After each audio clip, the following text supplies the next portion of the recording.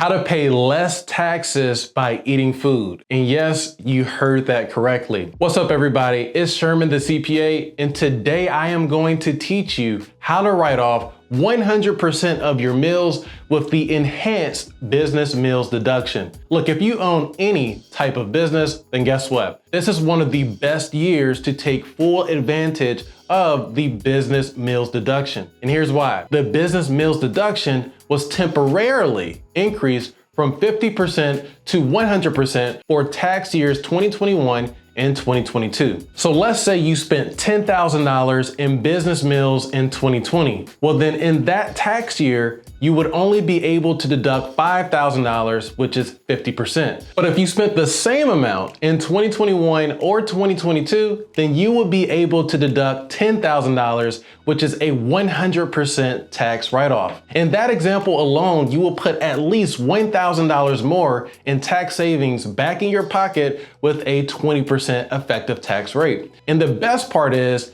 this deduction can be much higher or lower depending upon how many business meals you decide to have this year and write off. And today I want to help you take advantage of this increased deduction while you still can. Because after 2022, there is a big chance that this deduction is reduced back down to 50%. So today I am going to give you the simplest and easiest explanation of how this deduction works and how you can take full advantage of it before time runs out. If that sounds good to you, go ahead and smash the thumbs up button for me below and stick around until the end of this video if you want to learn how to eat to pay less taxes.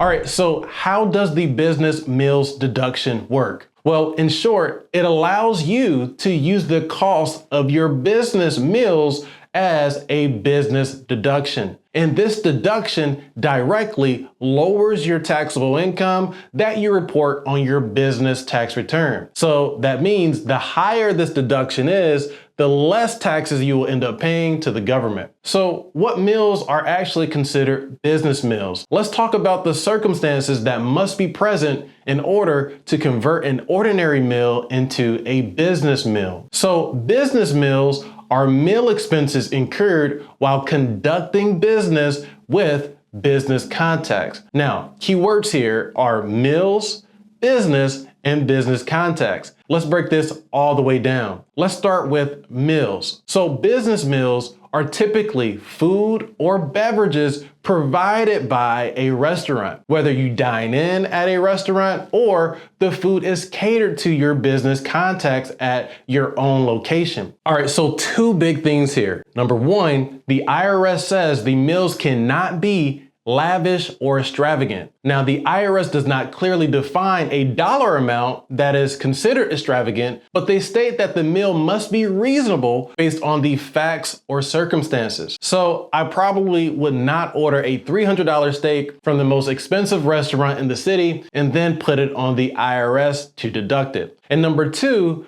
meal expenses do not include entertainment expenses. You cannot deduct any expenses for entertainment. So if you are taking business contacts out to things like sporting events, theaters, or social clubs, then those expenses would not be tax deductible. Only business meals are deductible. So with that said, let's discuss what makes your meal a business meal, and that is business purpose. There must be a business purpose for your meal in order for it to be considered a business meal. There should be some type of business discussion, plan, learning, or something that your business can reasonably expect to benefit from during that meal. Some common examples of business meals would be meals during business meetings, business travel, and business events. The bottom line here is that there should be some type of business involved during that meal. All right, now let's talk about who must be present at those meals. business contacts. Now, in order for your meal to be a business meal, it needs to be provided to a business customer, client, partner, employee,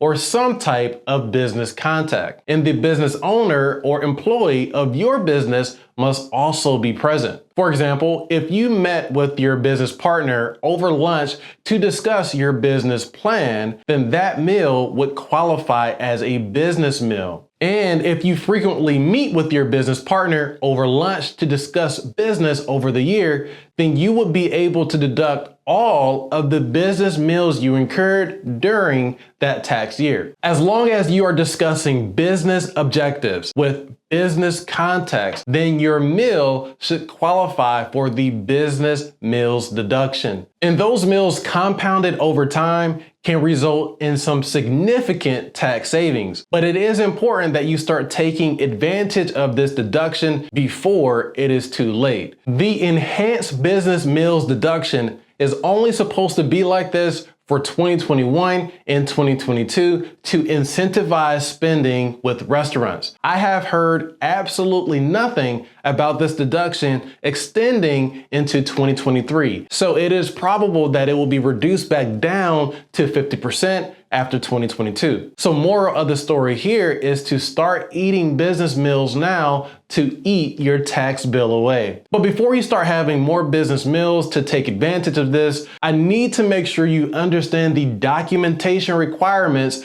for business meals. A lot of people get this part wrong, and that is because there are very specific documentation requirements that you must keep to prove that your business meals are legitimate. And in the event of an IRS audit, it is very important that you can furnish this documentation. So let's talk about it. All right, so for business meals, you are required to keep a log of these things for every business meal. Number one, the cost of each business meal. Number two, the date of each business meal. Number three, the location of that business meal. Number four, and arguably most important, the business purpose associated with that meal. And number five, the business contacts present at that meal. Keeping up with your receipts for your meals alone is not enough to substantiate your business meals deduction. So keep some type of agenda, diary, log, or other type of document that tracks this information for your business meals, and you should be fine. By the way, I help entrepreneurs do things like this in my Tax Savers program, where I give away my full framework to reduce your taxes by thousands of dollars for less than the cost of cable. And if you want to do that, then make sure you go to mycpacoach.com or click the link in my description here to get started. As always, you all, thank you for watching, and I cannot wait to see you in the next episode. Talk to you soon.